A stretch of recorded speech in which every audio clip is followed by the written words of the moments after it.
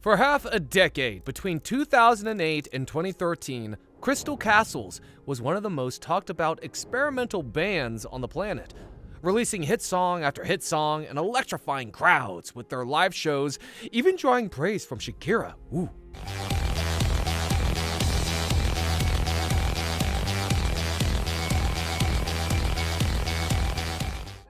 I love Crystal Castles. Oh, yeah. Okay. Yeah, Bad for Lashes. But barely beneath that success laid an incredibly dark truth.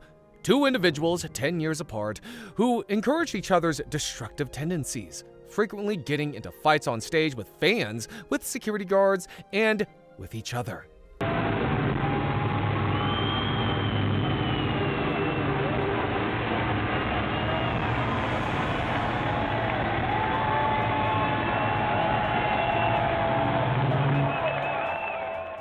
What many people thought added to their mystique and were unfiltered expressions of creativity were simply decades of trauma, depression, and abuse manifesting in ways we've never seen before.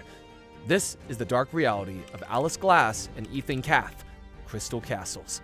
This is Josh. Sit back, relax, and let's go into this story. Crystal Castles is a tale of two individuals who appeared to have more in common than they actually did.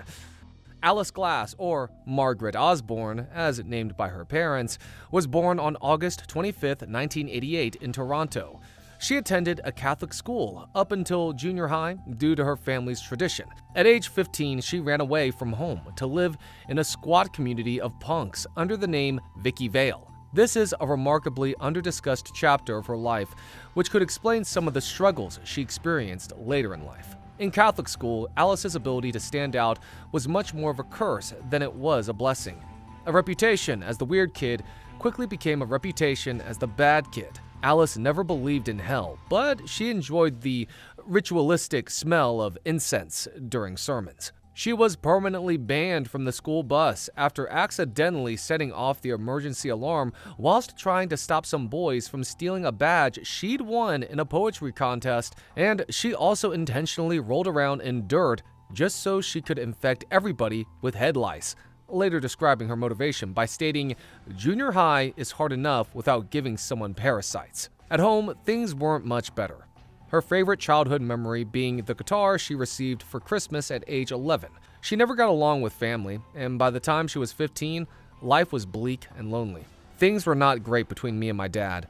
He had some anger problems, and I was really depressed and self-hating. I'd think about myself a lot, and I just knew that if I stayed there, I would. So with her life seemingly at risk, a naive 15-year-old Alice left home in search of a family that understood her. She started an all-girl band called Fetus Fatale, and they played in local bars for either beer money or beer itself. It was during this time that Alice would connect with Ethan Kath. The multi-instrumentalist was born a whole decade before Alice in 1977, and by the time he met her, he had already played drums for Jakarta, an anarchist hardcore band. He was also the bassist in a sleaze metal band called Kill Cheerleader under a different name, Ethan Death. So, Alice was 14 and Ethan was 24. He began inviting her to gigs and Alice didn't feel lonely for the first time. Claudio said that he self-harmed as well, and it just made me feel like I wasn't completely alone. I didn't feel like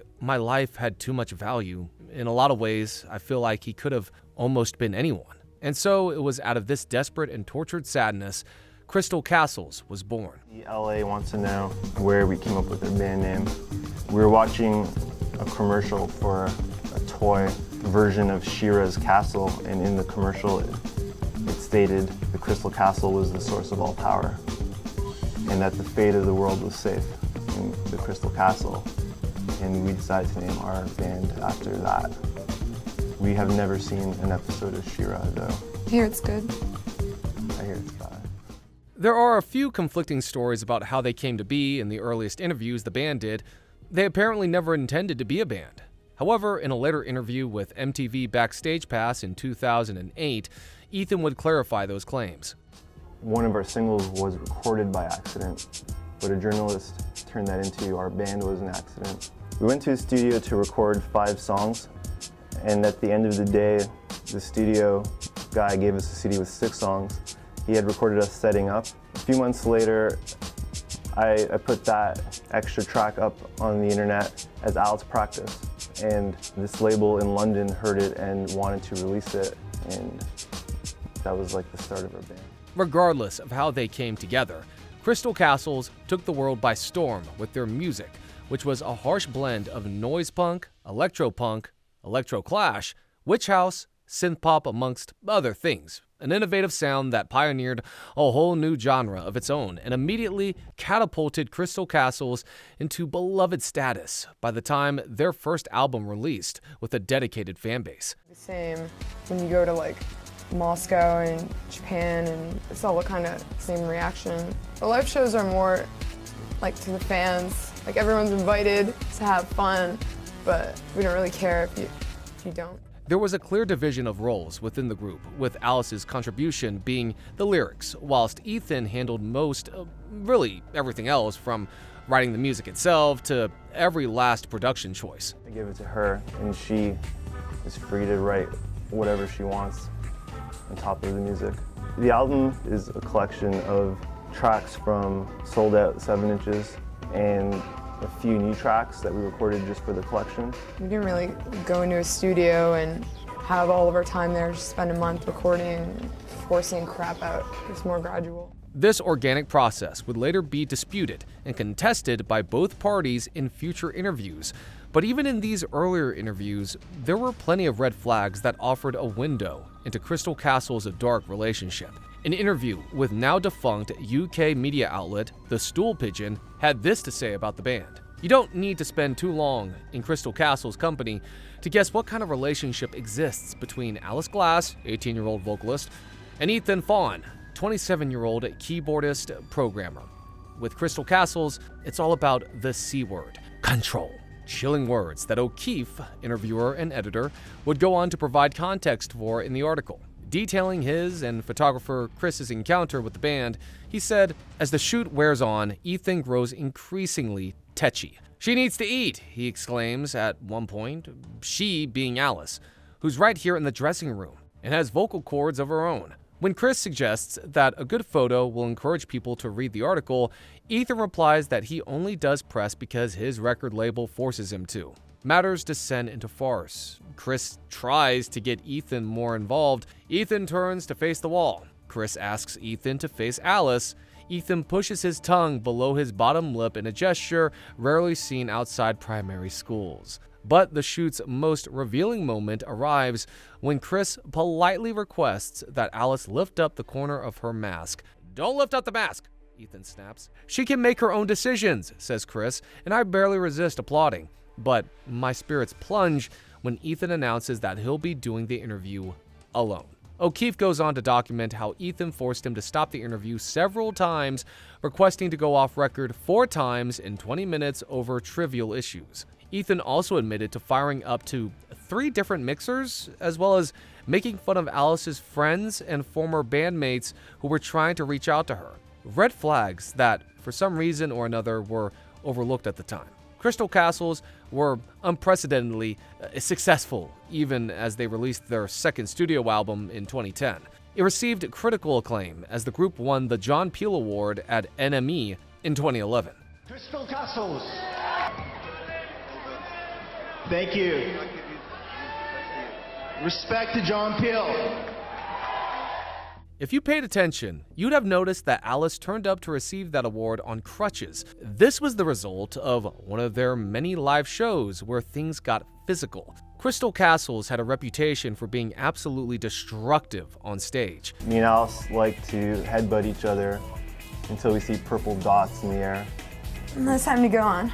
We like to start fights with the opening bands Yeah, before we go on stage. that one's. It really was true. They fought with other bands, security guards, fans, and sometimes even themselves on stage. It was all part of the mystique of Crystal Castles. It wasn't exactly a new experience for either of them. Ethan and his underground punk band, Kill Cheerleader, had to move to Los Angeles at one point because they were banned from almost every venue in Toronto after lighting mannequins on fire, trashing equipment, and getting into fights. Alice, for her part, enjoyed crowd surfing and throwing elbows in the pit, even deep into Crystal Castles' popularity. It's also not a stretch to say that Crystal Castles was almost always intoxicated with alcohol or drugs of some kind whenever they performed. Regardless of all this, from the outside looking in, Crystal Castles was ahead of its time and inspiring fans and artists alike. In 2014, upcoming artist I Love McConan, who was signed to Drake's record label, talked about his experience at a Crystal Castles live show.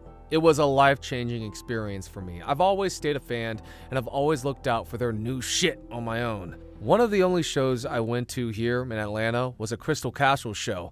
I went with one friend because a lot of my other friends aren't into Crystal Castles, or they weren't at the time. The show was great, the energy was great, the fans were real fans. I was going real crazy. Everybody enjoyed it. It was an experience. I want to have that energy.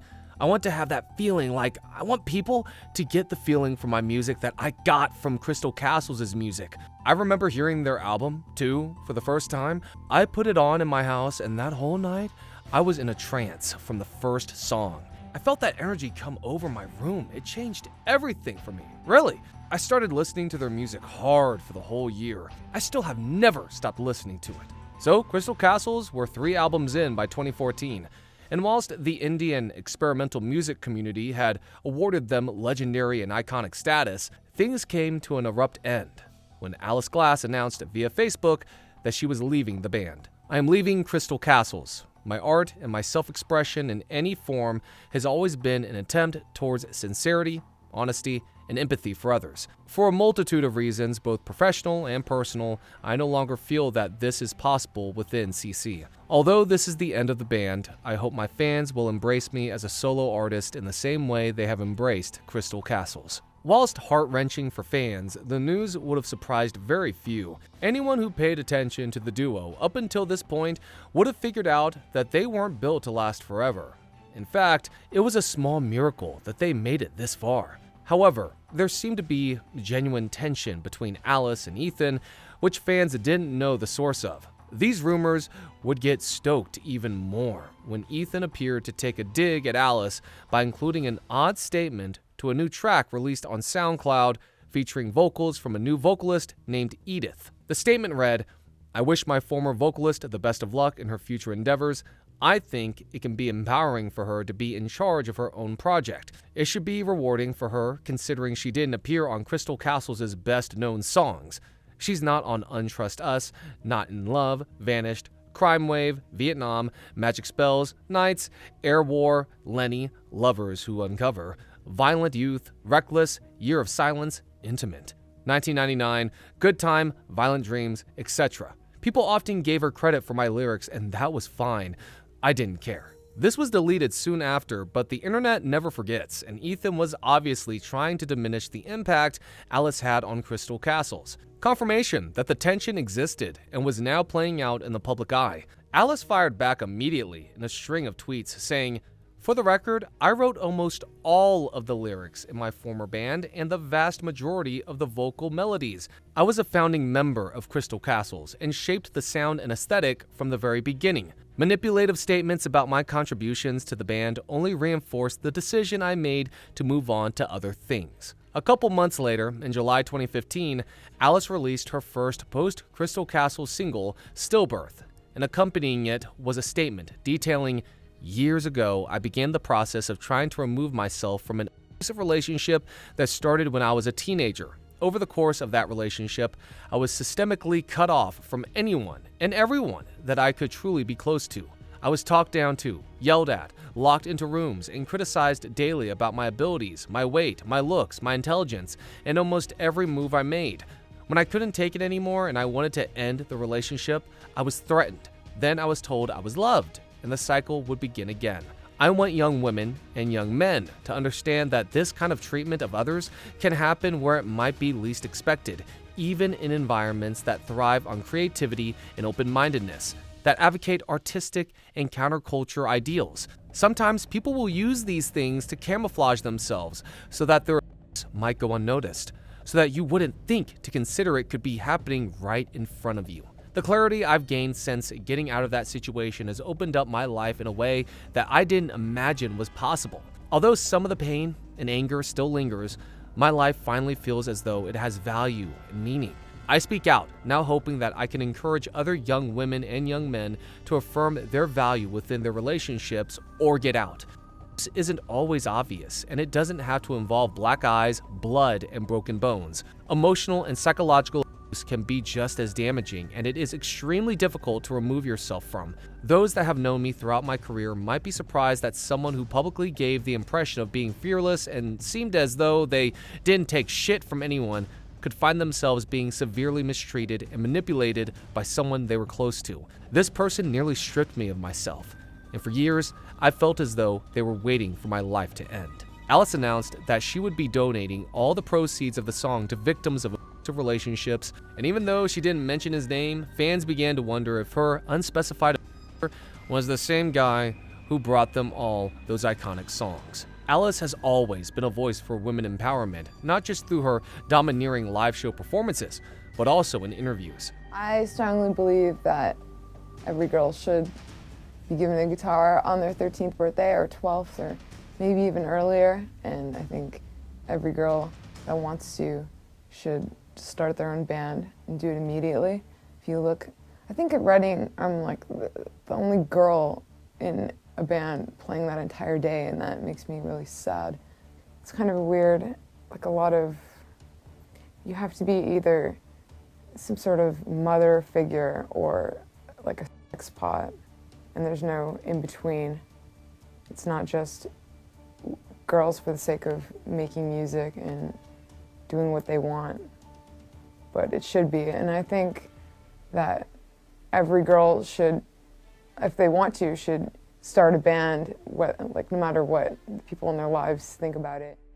A lot of people don't know what happened to her after she learned how to talk, and a lot of people, she is a real socialist fundamentalist after that happened. She was a communist supporter. All of that goes some way in explaining why Alice decided to speak up in March 2016 when Crystal Castles were booked to headline a feminist-themed 79 Cents party hosted by Tumblr. Ethan's revised version of Crystal Castles, containing new vocalist Edith Francis, were invited to perform alongside stars like Janae Aiko, Empress of, and Little Sims. Alice Glass wrote a statement to The Verge, protesting Crystal Castles' inclusion. As someone who knew Ethan Kath on a personal and professional level, it is my opinion that he is not an appropriate artist to be performing at a feminism-centric event. Not wanting to distract from the message of their event, Tumblr agreed to remove Crystal Castles altogether, and it would be 1 year later, in October 2017, exactly 3 years after she announced her departure from Crystal Castles, Alice would finally decide to drop a lengthy statement detailing and recontextualizing her time in the band. Some of you may be aware that I've opened up about my experiences with abuse in the past. I've been very guarded about the information I've given, and I haven't publicly named names because I've been afraid. I've been threatened and harassed, and as a result, out of fear, I've been silenced. The momentum that's been created recently by the many courageous women who have opened up about their own stories has inspired me to finally be more direct at whatever cost. This is for my own recovery, for the other women who have been, are currently, or may be in a similar situation with the man who abused me for years, and for those in relationships who are looking to stand up and speak out. I met Ethan Kath, Claudio Palmieri, when I was in the 10th grade. The first time he took advantage of me was when I was around 15. He was 10 years older than me. I came to in the back of his car, extremely intoxicated, from drinks he had given me that night. We didn't talk for months after that. He went to great lengths to find me again, stalking me and driving past my high school looking for me. He tracked me down and showed up places I was hanging out, and we eventually reconnected. I was very young and naive, and in a compromised position in my life. I perceived him as a local rock star because I had seen his band Kill Cheerleader on TV. A lot of my friends from the punk scene had also been taken advantage of by much older men, so to me, it was a situation that had been normalized. Claudio was very manipulative towards me. He figured out my insecurities and exploited them. He used the things he learned about me against me. Over a period of many months, he gave me drugs and alcohol and had sex with me in an abandoned room at an apartment he managed. It wasn't always consensual, and he remained sober whenever we were together. When I was 16 or 17, he gave me a CD of songs and asked me to write and sing over them. I took the songs home and wrote lyrics and melodies, and we recorded the tracks I liked. But even with music, he created a toxic environment that I often felt I had to go along with. While recording our first EP, the recording engineer harassed me while we were in the studio. Claudio laughed at me and pressured me to go along with it. He called our first single Alice Practice and said my lyrics were a mic test. He concocted that story and told press it was an accidental recording, intentionally diminishing my role in its creation. It was another way of putting me down and preying on my insecurities. Soon after, we were invited to tour the UK. I was overwhelmed by how quickly things were happening for us, and Claudio convinced me to drop out of high school only 2 credits away from graduation. As we started to gain attention, he began and systemically targeting my insecurities and controlling my behavior, my eating habits, who I could talk to, where I could go, what I could say in public, what I was allowed to wear. He kept me from doing interviews or photo shoots unless he was in control of the situation. Our fame grew in Crystal Castles, but he didn't feel he was getting the recognition he thought he deserved. He became physically abusive. I tried to leave, and he swore that it would never happen again, that he would never physically abuse me again. More severe psychological and emotional abuse took its place. He controlled everything I did. I wasn't allowed to have my own phone or my own credit card. He decided who my friends were, read through my private emails, restricted my access to social media, regulated everything I ate. He berated me and yelled at me, telling me that I was a joke, that all the people that came to our shows were only interested in his instruments and that I was ruining the band. He broke glass shower doors to frighten me. He locked me into rooms. He told me that my feminism made me a target for and only he could protect me. He forced me to have sex with him, or he said I wouldn't be allowed to be in the band anymore. I was miserable, and my lyrics indirectly spoke to the pain and oppression that I was enduring. But as is sometimes the case in abusive relationships, his cruelty was often followed by kindness. He was very good at keeping his terrible treatment of me private. He was charming sometimes. He was hyper-protective, and most of all, I loved the band we had together. But he often told me how replaceable I was. He'd even tell me that he was actively looking for someone to replace me. He kept me insecure and on edge, and then would tell me that he was the only one in the world that believed in me. He told me it was us against everyone because everyone else thought I was a loser, a joke, a talentless dancing clown. I believed him. I was idle for years. Leaving Crystal Castles was the single most difficult decision I've ever made. That band was everything to me. My music, my performances, and my fans were all I had in the world. I gave that up and started over, not because I wanted to, but because I had to.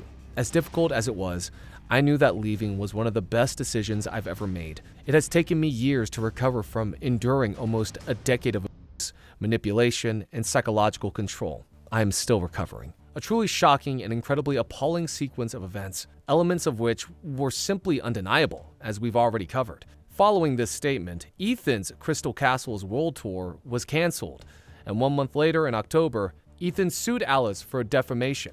He gave his statement to TMZ when they asked for one. Alice and I had a long ongoing relationship, both personal and professional. When she suddenly left Crystal Castles to handle her mental health issues and substance abuse issues, I fully supported her.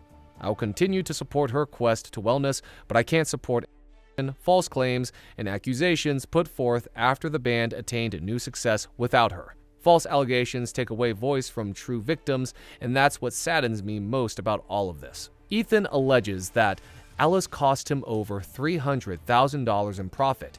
He sued her for damages, asserting claims of defamation, breach of contract, and conspiracy. In response, Glass filed a December 2017 motion to strike the complaint under California's anti-strategic lawsuit against public participation statute, better known as SLAPP, S-L-A-P-P, as a result. The court ruled in Alice's favor, and she received $21,000 in attorney fees and costs in yet another public embarrassment for Ethan, which all but confirmed that Crystal Castles was dead. This was supposed to be the end of the drama for Alice Glass, some sort of closure for her that would permit her to begin healing and focus on growing in a stable environment. Unfortunately, however, in 2024, another deeply complicated and multi-layered allegation came to light. An Australian woman named Sean shared her story detailing she received from Alice's producer and close affiliate, Jupiter Keys. I have a hard time talking right now.